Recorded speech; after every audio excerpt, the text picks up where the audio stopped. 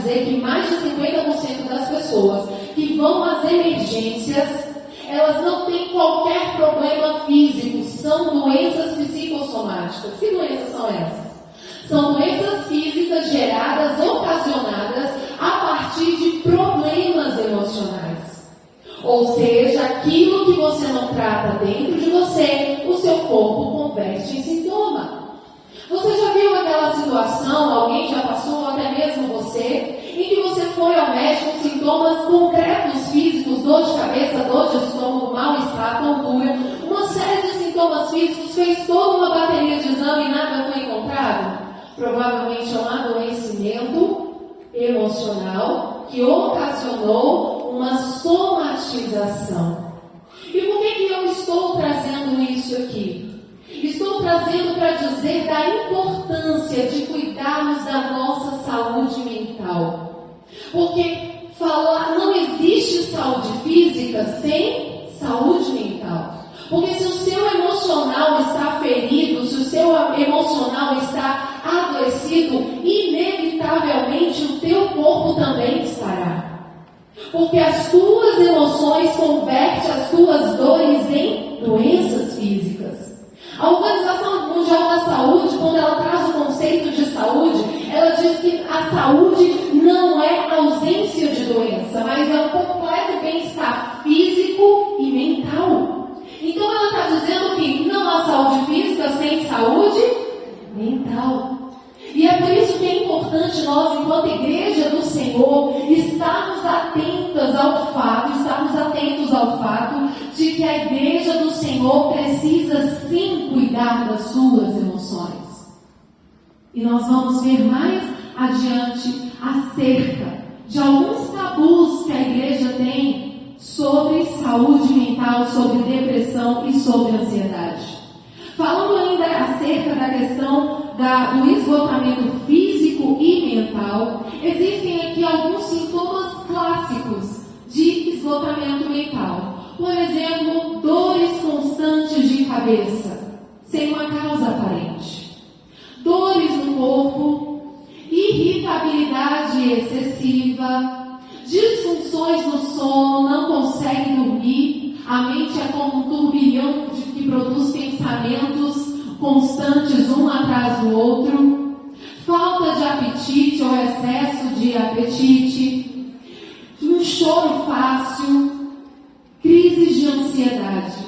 Estes são alguns dos sintomas que retratam um quadro de exaustão física ou mental. E aí a gente começa a se perguntar quais são as causas dessa síndrome do esgotamento mental. Eu vou trazer aqui algumas causas, dentre elas, excesso de trabalho, sobrecarga de funções, exigências e cobranças, falta de reconhecimento dos esforços, competição, acúmulo de afazeres, falta de descanso, falta de lazer e falta de momentos de relaxamento. Alguém se identificou?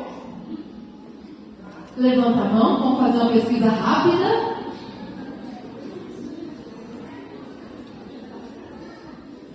Eu louvo ao Senhor, porque eu tenho certeza que essa igreja, antes de escolher esse tema, consultou o Senhor.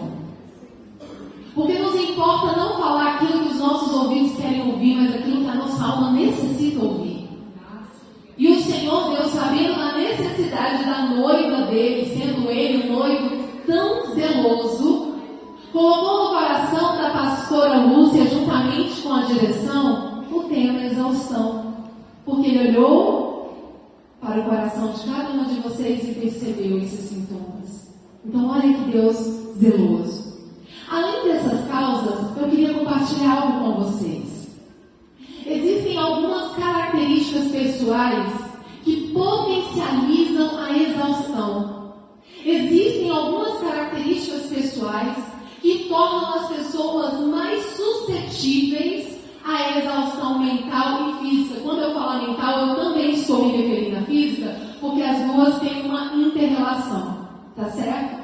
Dentre essas características pessoais que tornam as pessoas mais suscetíveis da exaustão, isso aqui eu tirei de uma pesquisa científica, vou compartilhar com vocês. Maternidade. É desafiador ou não é? As preocupações, os excessos de atividades, de tarefas, preocupações, quantas nós temos diariamente?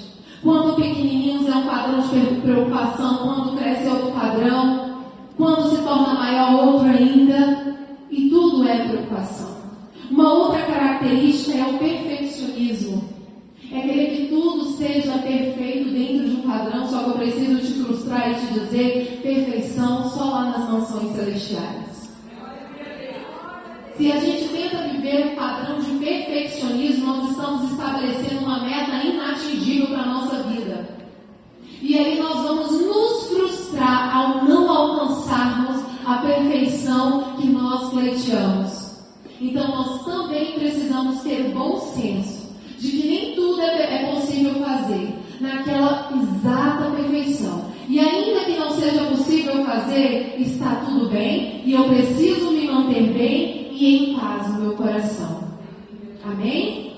Outras características que eu vou passar mais rapidamente, e eu preciso dizer para você que a grande maioria dessas características são características típicas de nós mulheres, e esse é o motivo pela qual as pesquisas apontam que as pessoas que mais são atingidas por esgotamento mental e físico são mulheres. Outras características: tentar ser forte o tempo inteiro, cobrar-se excessivamente com alto nível de exigência, se culpar em excesso, dificuldade para delegar atividades, então a gente vai colocando tudo em cima dos ombros, eu dou conta, só que daqui a pouco o teu corpo não dá mais conta e ele vai trazer sinais de adoecimento, sensibilidade ou empatia extrema a ponto de absorver a dor do outro, internalizar, e não é esse o padrão saudável de vida e nem Deus quer que assim você seja. Nós temos que nos preocupar com o outro, mas nós temos que amar o outro como a nós mesmos nós nos amamos.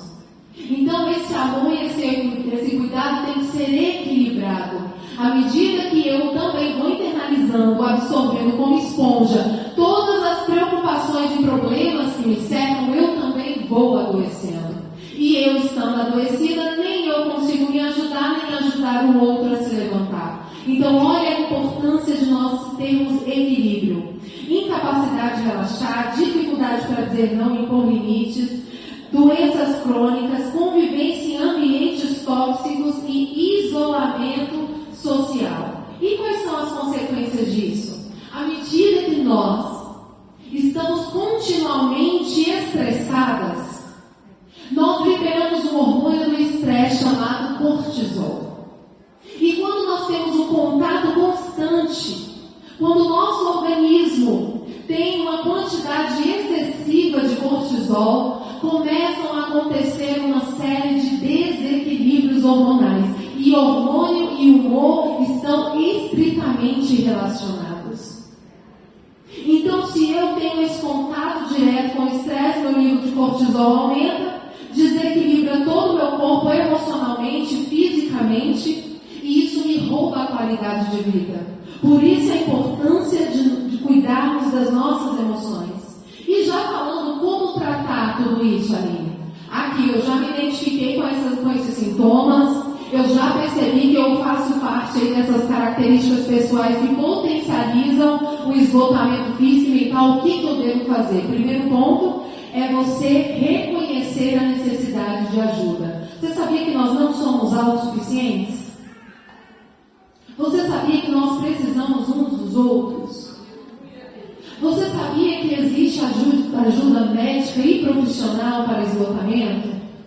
Então é importante primeiro reconhecer a necessidade de ter a iniciativa de procurar ajuda. O segundo passo é um tratamento psicoterápico.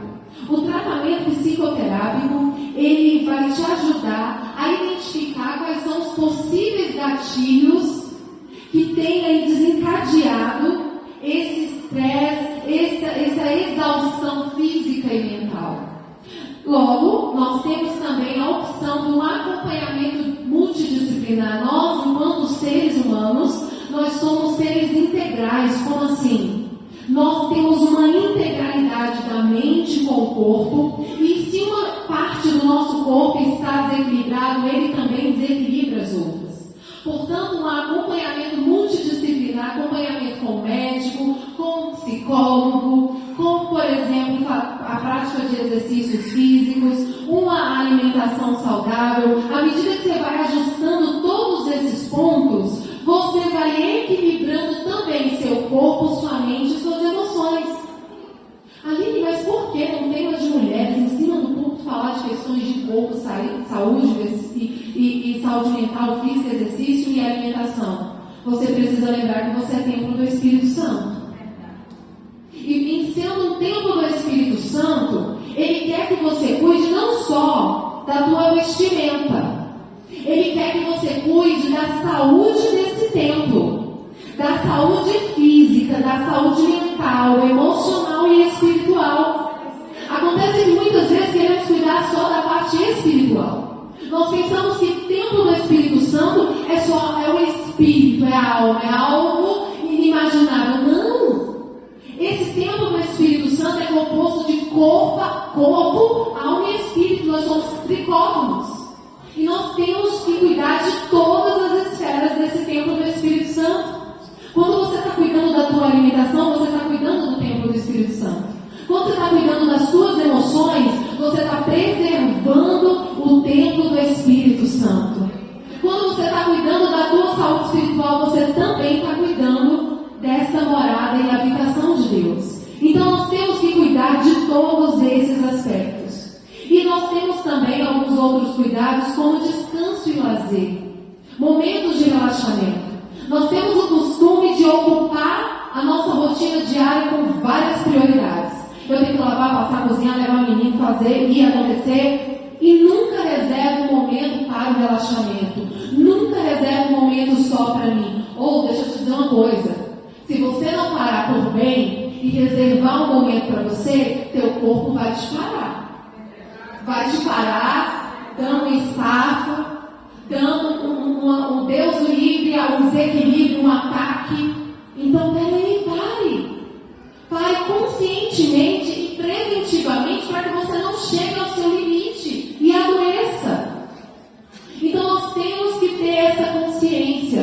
Dentre as tuas prioridades, coloque também a prioridade de cuidar de você, de descansar. Nós acabamos de falar de aspectos médicos e emocionais e psicológicos do esgotamento mental e físico.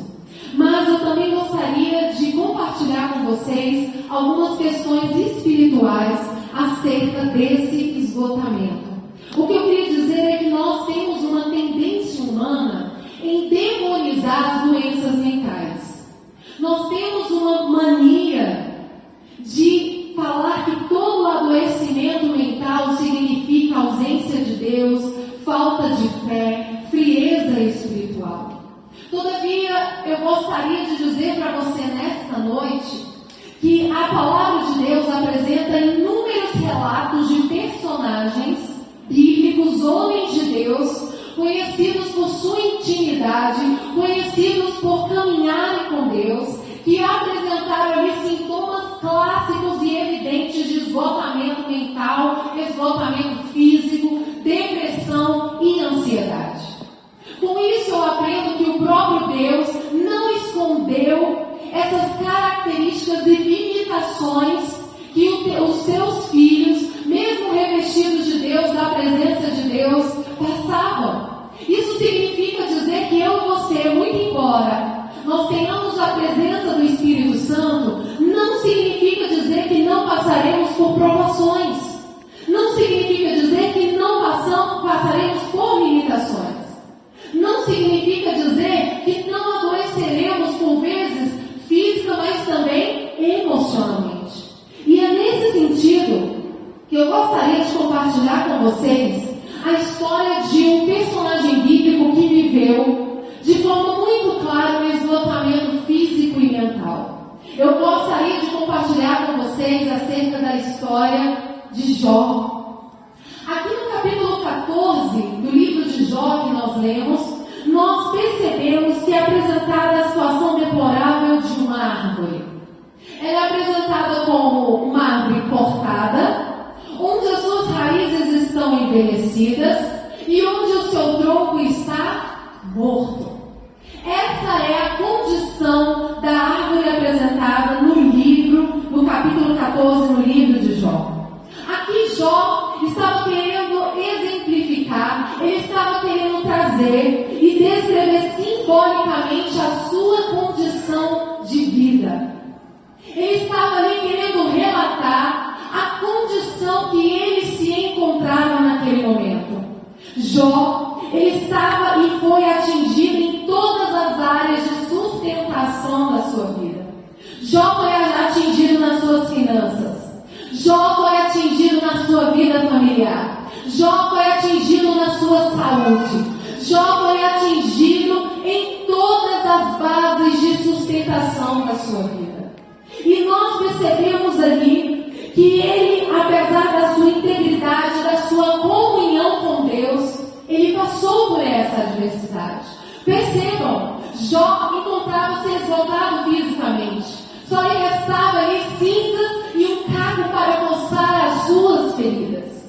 Mas ele também não estava só esgotado fisicamente, Jó também estava esgotado emocionalmente.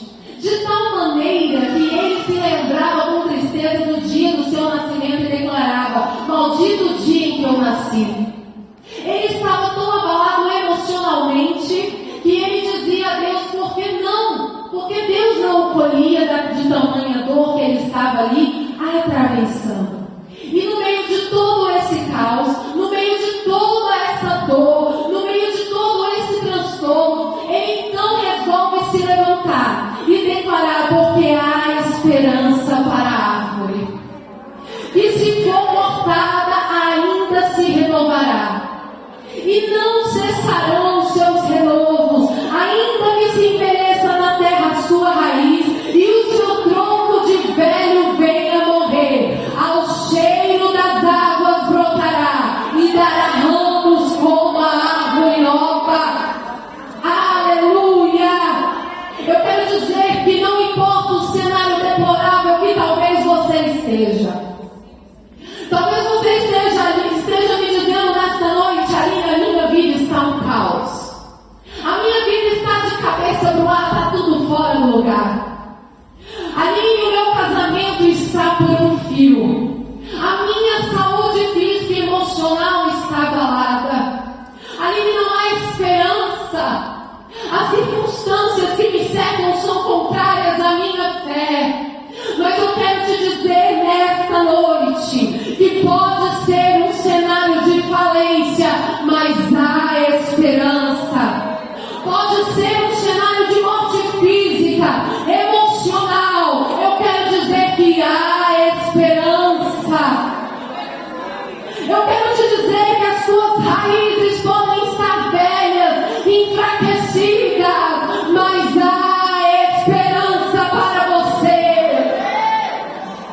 O teu tronco pode estar morto, apodrecido, mas há uma palavra da parte de Deus sobre a tua vida dizendo que não importa as circunstâncias, ainda que o médico tenha dito é o fim, ainda que tenha saído de repente da boca do teu marido dizendo não há jeito, ainda que muitos tenham falado aos teus ouvidos desiste, você não vai conseguir. A palavra de Deus para a tua vida nesta noite é: há esperança para você, porque enquanto a vida é esperança, a última palavra sobre a tua vida é a palavra que vem da parte de Deus. Não é o homem quem determina os seus dias.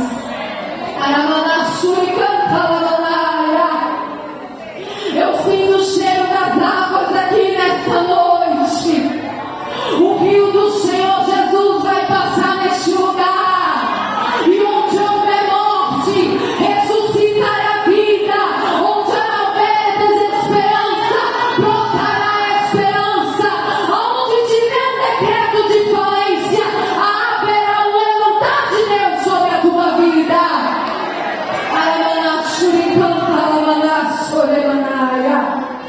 Aleluia, aleluia. Todavia nós temos uma mania horrível de pelo que sentimos. Se eu sinto vontade de me levantar, eu levanto, senão eu permaneço prostrado. Se eu sinto vontade de ir para a casa de Deus, eu vou. Se eu não sinto, eu fico em casa. Se eu sinto vontade de fazer o que é certo, eu faço, senão eu faço errado. Ei, deixa eu te falar uma coisa. O sentir é inconstante, invulnerável e irracional. Se você for ser conduzido pelo que você sente, você vai ter uma vida inconstante. Você vai ter uma vida vulnerável. É por isso que a palavra de Deus hoje nos revela o que os psicólogos acham que é novidade, mas a palavra de Deus já nos diz há muito tempo que nós não devemos viver por vista, porque a vista alimenta o que eu sinto, mas aquilo que crê no meu coração eu alimento a minha alma. Em quem você está depositando as suas forças? Em quem você está depositando as suas esperanças? Você tem depositado a tua esperança naquilo que os seus olhos veem? Você tem sido conduzido pelo seu sentir? Eu quero te convidar nesta noite a você ter uma fé racional, a você prestar um culto racional. O que é isso, Aline? É mesmo você sem sentir vontade de ir para a casa de Deus, você vai se levantar e você vai. Mesmo que você não sinta vontade de fazer o que é certo, você vai ter a consciência e racionalmente você vai fazer o que é certo, porque você sabe que esse fazer certo é um semear na tua vida que você vai colher lá na frente. Então, a partir do dia de hoje, minha amada, não seja pautada e conduzida pelo que você sente. Porque o que eu senti, inclusive, pode ser fruto de um transtorno. A depressão, por exemplo, que é uma doença, como qualquer outra e como qualquer outra requer tratamento, ela gera o sentimento de desesperança, ela gera o sentimento de incompetência, ela gera um sentimento de inutilidade. E se você alimentar esses sentimentos, você assim se portará. E é por isso que a palavra de Deus tão sabiamente diz que assim como você pensa na sua alma, assim você é. Se você é conduzida pelo que você sente, se você considera que você é uma perdedora, fracassada, você vai agir como uma, você vai corresponder como uma, e uma fracassada você será. Mas se você também se apropria da identidade que Jesus conquistou para você na cruz do Calvário, e você toma posse dessa identidade dizendo: eu sou mais que vitoriosa em Cristo Jesus. Se você toma posse dessa identidade e diz: independente das circunstâncias que me cercam, eu farei como o salmista diz: eu levo os meus olhos para os montes. E o salmista está nos convidando a tirar o nosso olhar da aflição, da provação e da dificuldade. Ele está nos convidando a colocar o nosso olhar sobre aquele que tem as chaves de todas as portas. Elevar os nossos olhos para aquele que é dele que vem o meu socorro. Aonde você tem colocado o teu olhar? Aonde você tem fixado o teu olhar? A palavra de Deus diz: olhando para Jesus, o autor e consumador da vossa fé. Ei, tira o olhar da adversidade. Tira o teu olhar, de repente, daquele comportamento do teu marido que te desagrada. Tira o teu olhar da dificuldade que o teu filho tem enfrentado.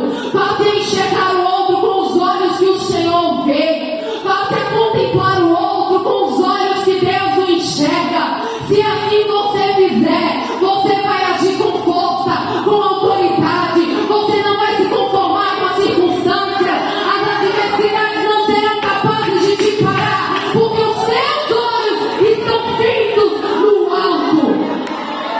Aramanassuri cantalamanaia. Ixalamanassuri manai choremanaya. Há uma palavra de vida da parte de Deus para a sua vida. Eu vejo algemas e correntes e prisões emocionais sendo abertas neste lugar. Aramanassuri cantalamanaia.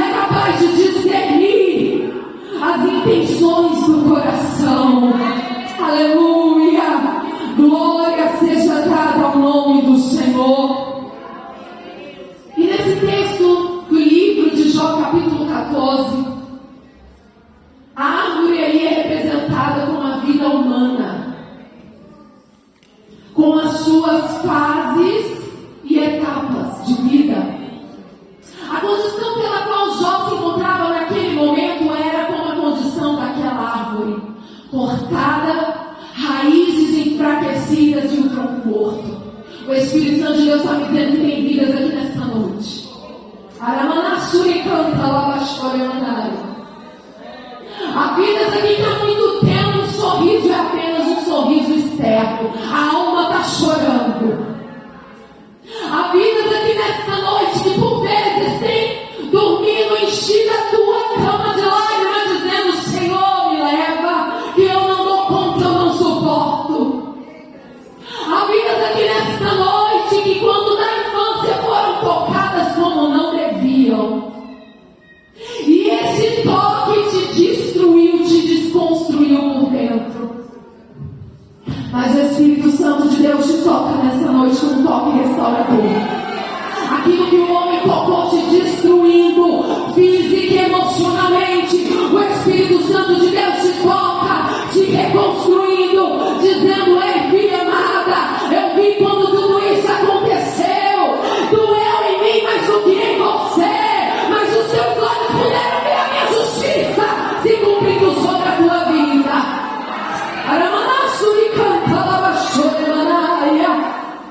Aleluia, aleluia, aleluia. O terapeuta Espírito Santo de Deus está aqui neste lugar. Tem liberdade a atuação do Espírito de Deus na tua vida. Feche os teus olhos nessa hora. O Espírito Santo de Deus vai passar tocando vidas aqui nessa noite. Abre os teus lábios. Aramanassuri cantava baixoremanaya. Ele está tocando almas, corações, pensamentos, emoções e sentimentos nesta noite. Ele está abraçando almas aqui nesta noite. O abraço do Senhor é mais que suficiente para sarar as tuas feridas da tua alma. Ramanassuri cantava baixoremanaya. Aleluia. Oh, aleluia, glória a Deus. Eu sinto muito forte a presença do Senhor aqui. É noite de cura, de libertação, de emoções saradas. Aleluia, glória a Deus. Aleluia. E ali Jó estava apresentando a condição dele. Raiz enfraquecida, árvore cortada e tronco morto. Mas mesmo diante dessa condição caótica, Jó se levanta e declara a esperança. E ele apresenta ali um antídoto, um remédio poderosíssimo para a condição pela qual aquela árvore se encontrava. E o remédio poderoso apresentado foi o renovo. Repete comigo: renovo. Mais uma vez: renovo. É o que o Senhor tem para várias vidas nesta noite. Você que está cansada, sobrecarregada, abatida, se sentindo incompreendida, eu quero te dizer que o amor do Senhor é mais que suficiente para preencher o teu interior. Porque você tem as exatas medidas de Deus dentro de você. O teu vazio tem o tamanho de Deus, de maneira que somente Ele é poderoso para te preencher. E esse amor é mais que suficiente. Você não precisa do reconhecimento do homem. Você não precisa da aprovação e aceitação do outro. Sabe por quê? Você não é definido pelo que o outro pensa a seu respeito. Você já tem uma identidade definida. E é isso que você precisa aprender nesta noite. E o renovo do Senhor nascerá sobre a tua vida.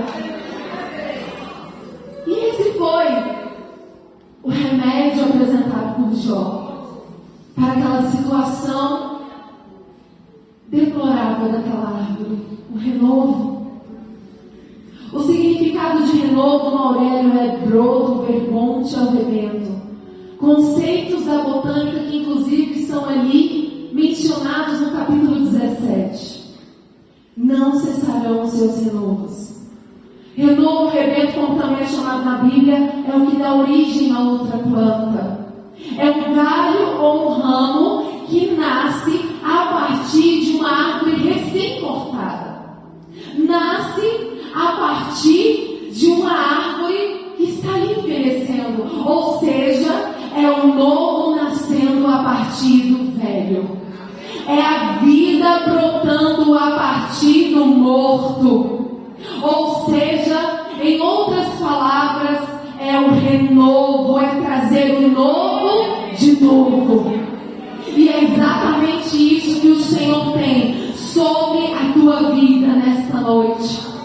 De repente você tem áreas específicas da tua vida que estão como a condição desta árvore. Mas eu quero dizer que o Senhor tem renovo para ela. Quem sabe é a tua vida espiritual. O primeiro amor se foi. As desilusões da vida, as decepções, ou até mesmo os teus pecados geraram uma culpa tão grande dentro de você, que à medida que essa culpa foi crescendo, você foi se afastando da presença de Deus. Mas eu quero te dizer que tão importante quando perdoar o outro é também o auto-perdão.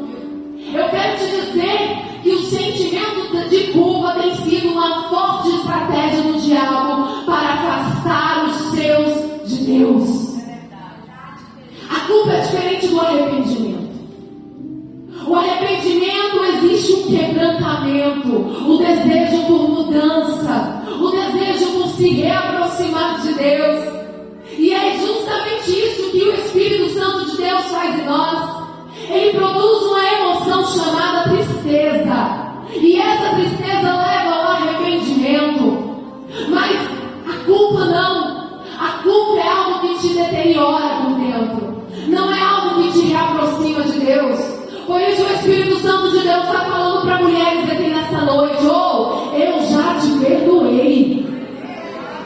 Eu já lancei no mar do esquecimento. Por que tu insistes em pescar neste mar aquilo que eu já me esqueci, lancei? Você precisa saber que essa culpa tem te afastado de Deus.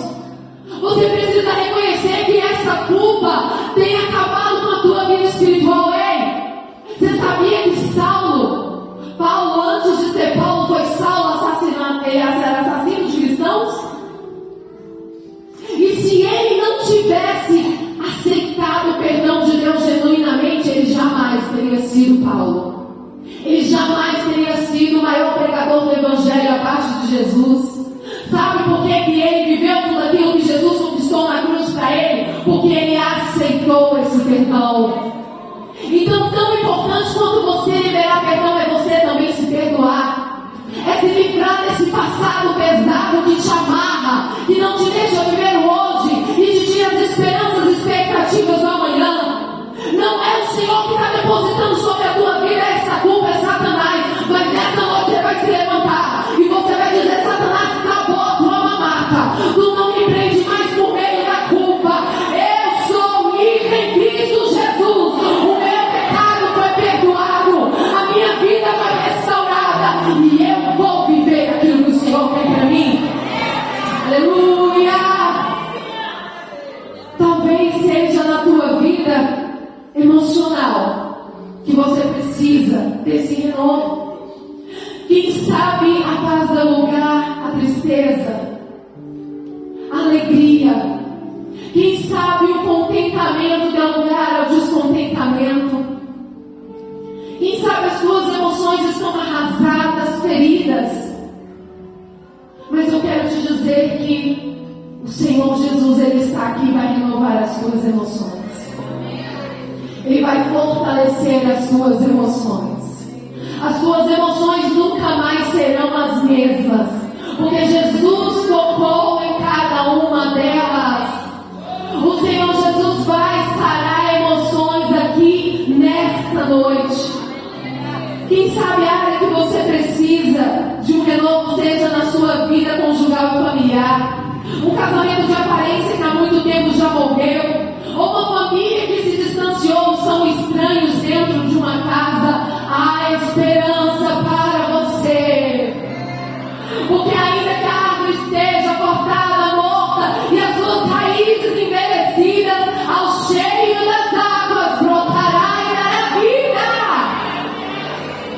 Tudo que você precisa é crer. Todas as vezes que Jesus ia curar, libertar, transformar, ele perguntava: o que queres que eu te faça?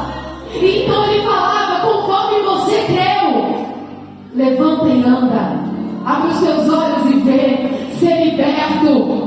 E se você crer assim no seu coração, assim o Senhor fará sobre a tua vida. Ou quem sabe a tua vida financeira, seja a tua saúde, os teus sonhos foram atingidos, mas o renovo do Senhor está sobre a tua vida nesta noite. Você pode dizer amém? Glória seja dada ao nome do Senhor. Nessa hora eu gostaria de te convidar, com a permissão da pastora, a se colocar de pé. E o Senhor me deu um direcionamento aqui nesta noite. O Senhor vai fazer algo diferente no nosso mundo. Glória seja dada ao nome de Jesus. As maiores batalhas são travadas na nossa mente. A carne milita contra o espírito e o espírito contra a carne na mente. Todo comportamento é antecedido por um pensamento. A traição, o adultério, a falta de perdão nascem primeiro através de um pensamento. E se ele é alimentado, ele é concretizado por meio de um comportamento. E é por isso que a palavra de Deus nos fala tantas vezes da importância de termos uma mente renovada, transformada. E é por isso que a palavra de Deus nos diz que tudo que é verdadeiro, tudo que é amável, tudo que é justo, tudo que é puro, tudo que é de boa fama, se há alguma virtude, se há algum louvor, é nisso que eu tenho que pensar. O Senhor mostra uma batalha espiritual travada na mente de vidas aqui.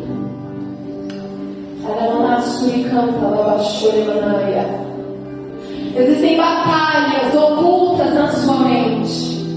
Você deita à noite, a tua cabeça no travesseiro e o teu pensamento, a tua mente não desliga. São turbilhões de pensamentos, memórias dolorosas, palavras que você recebeu lá na tua infância e que ainda hoje ecoam dentro de você. Que vez ou outra você se vê agindo e fazendo conforme essa palavra que você recebeu lá atrás. Vidas receberam rótulos. Quem sabe de quem você esperava uma palavra de ânimo, de força, de incentivo. Você recebeu palavras que te feriram, palavras que te desconstruíram por dentro, que acabaram e arrasaram com a sua identidade. Mas eu quero dizer que o restaurador de identidades está aqui nesta noite. E ele vai rasgar todos os rótulos que a vida, as circunstâncias e as pessoas colocaram sobre você. Você não é uma fracassada. Você não é obra do acaso. Você nasceu porque o arquiteto, o criador do universo, projetou a tua vida e disse: eu vou fazer ela vencer, eu vou fazer ela nascer, ela vai descer e ela vai ser mais que vitoriosa sobre todas as coisas. Não importa o que falaram ao teu respeito. Você não é o que dizem ao teu respeito. Você é o que o Senhor determinou que você é. E o que a palavra de Deus diz ao teu respeito é que você é a menina dos olhos de Deus. Você é cabeça, você não é cauda. O Senhor te constituiu como uma autoridade espiritual.